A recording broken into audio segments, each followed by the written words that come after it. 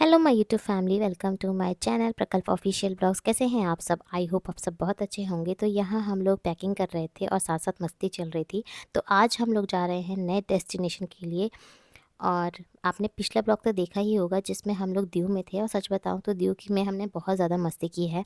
वहाँ से वापस आने का मन ही नहीं कर रहा था। ऐसा लग रहा था कि काश 2-3 दिन और रुक जाते, थोड़ा और रिलैक्स कर लेते। वैसे यहाँ रहना कॉस्टली है, लेकिन यहाँ का माहौल और सुकून मन को बहुत अच्छा लगता है।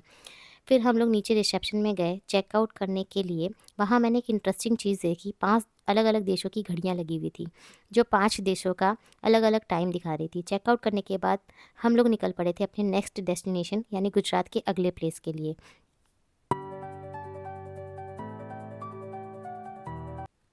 तो जाते वक्त हम दीव का वही खूबसूरत समुद्र का नज़ारा देखते हुए जा रहे थे और सच में बहुत अच्छा लग रहा था।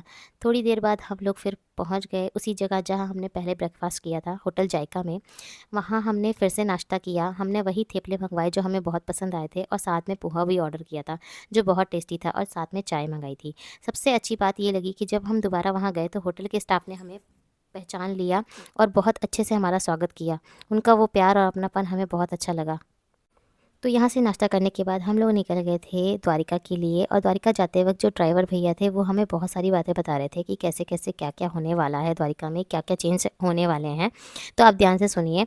मैं तो कुछ देर के लिए सो गई थी और जब उठी तो उनकी बातें सुनकर बहुत मज़ा आ रहा था। तो आप भी सुनिए। वो रिसर्च कर रहे हैं कि कैसे बनाए लोगों के लिए वो देख सके। हाँ, तो उसके लिए अभी उसका पूरा उसकी टीम काम कर रही है कि कैसे कैसे बनाए। वो शीशे का पूरा वो बना रहे हैं समुद्र के अंदर। हाँ, अंदर जाने के लिए हमें दोबारा आना पड़ेगा। हाँ, तो उसके लिए आपको 5 साल लगेंगे, मैक्सिमम 5-6 साल। 5-6 साल। हाँ, नहीं वो तो फिर मतलब वो तो बहुत बढ़िया बन रहा है अभी सही बात है। तब तक शायद हो बन जाएगा। जाएगा। ठीक, हम अगली यात्रा में रामेश्वरम की सोच रहे हैं।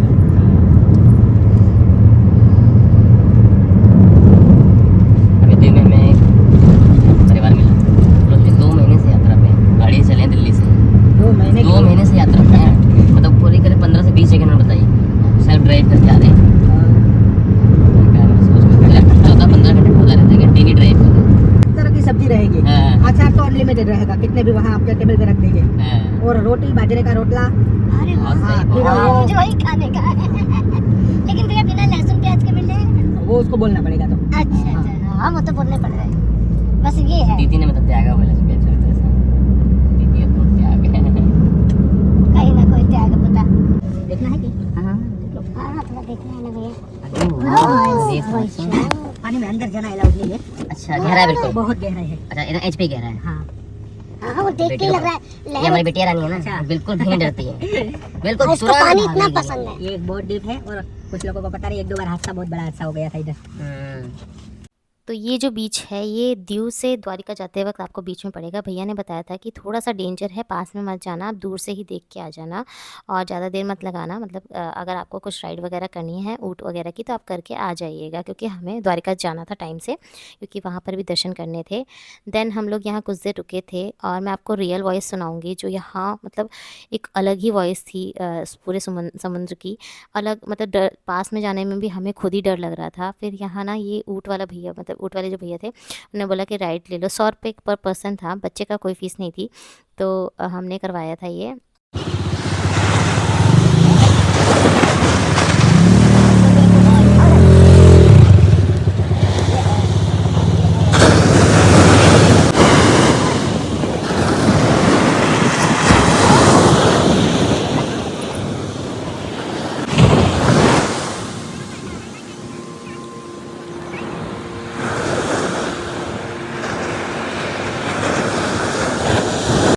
तो यहाँ बेटी बहुत ज़्यादा जिद करने लगी थी, जल्दी से मुझे ऊँट पे बिठाओ। और इस ऊँट का नाम राजा है। आज भी मेरी बेटी को इसका नाम याद है। जब भी उसे पूछते हैं कि गुजरात में ऊँट का नाम क्या था तो वो ज़रूर बताती है कि उसका नाम राजा था।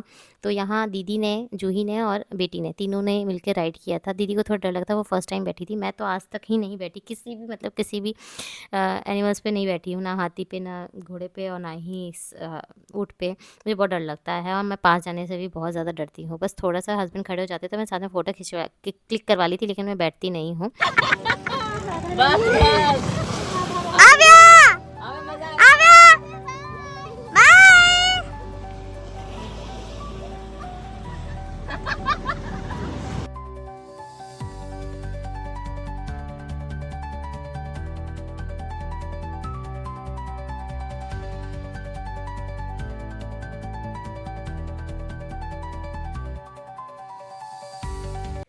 तो ऊँट पे राइड करने के बाद बेटी ने किया था अपने पापा के साथ इस गाड़ी की राइड। इस गाड़ी का नाम क्या है कमेंट बॉक्स में ज़रूर बताइएगा, मुझे इसका नाम आइडिया नहीं है।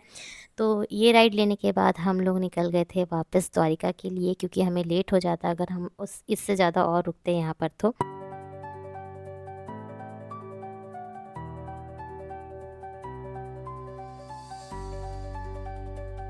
जब हम लोग द्वारिका जा रहे थे तो रास्ता सच में बहुत ही अच्छा था।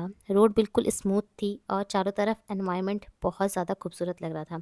सफ़र करते हुए बिल्कुल भी थकान महसूस नहीं हो रही थी, बल्कि रास्ते का नज़ारा देखते हुए सफ़र और भी मज़ेदार लग रहा था। और उसी रास्ते में आगे बढ़ते हुए हमें बहुत सारी विंड मिल्स दिखाई देने लगी थी। दूर दूर तक बस यही था, विंड मिल्स ही नज़र आ रही थी। ऐसा लग रहा था जैसे पूरी ज़मीन पर सफ़ेद पंखे घूम रहे हो। यहाँ हवा काफ़ी तेज़ और लगातार चलती रहती है, इसीलिए इस जगह पर बिजली बनाने के लिए विंडमिल्स का बहुत ज़्यादा इस्तेमाल किया जाता है। तो यहाँ हम लोग पहुँच गए थे द्वारिका। सबसे मज़ेदार बात ये थी कि हमने द्वारिका के लिए पहले से कोई होटल बुक ही नहीं किया था। बाकी जगह पर होटल पहले से बुक थे, लेकिन हम यहाँ सोच रहे थे कि वहीं जाकर देख लेंगे। फिर हमारे ड्राइवर भैया ने एक होटल बताया था और उनके रेफ़रेंस से हमें ये होटल मिल गया था। होटल बस ठीक-ठाक था, क्योंकि हमें सिर्फ़ 1 रात ही रुकना था। इसका किराया था 2000 के आस-पास, ₹2000 थे। और अच्छी बात ये थी कि मंदिर के बिल्कुल पास था। लेकिन उस होटल से जुड़ी एक इंटरेस्टिंग कहानी है, जो मैं आपको अगले ब्लॉग में ज़रूर बताऊँगी। और जब हम होटल पहुँचे थे तो हम लोग दर्शन के लिए तैयार होने लगे, लेकिन उसी दौरान मेरे साथ एक छोटा-सा इंसिडेंट हो गया था, जिसे मैं उस समय कैमरे में कैप्चर नहीं कर पाई। उसकी वजह से कुछ देर तो ऐसा लग रहा था कि शायद हम लोग दर्शन ही नहीं कर पाएँगे। लेकिन भला ऐसे कैसे हो सकता है कि हम द्वारिकाधीश जी के पास आएँ और दर्शन ना करें?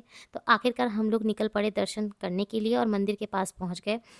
अब ये ब्लॉग ज़्यादा लंबा ना हो जाए, इसलिए दर्शन का पूरा अनुभव और उस होटल की कहानी मैं आपको अगले ब्लॉग में ज़रूर बताऊँगी।